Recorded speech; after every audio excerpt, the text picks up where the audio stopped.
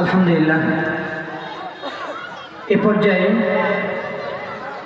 পবিত্র কোরআন থেকে অত্যন্ত পরিচিত সুপ্রসিদ্ধ আয়াতুল কুরসি পরিবেশন করবে আমাদের কলেজ রোডের আরেকজন প্রিয় ভাই মোহাম্মদ এনায়েতুল্লাহর স্নেহময় কন্যা সায়েমা আক্তার সাদিয়া। এ পর্যায়ে আয়াতুল কুরসি তেলাওয়াত করবে সায়েমা আক্তার সাদিয়া।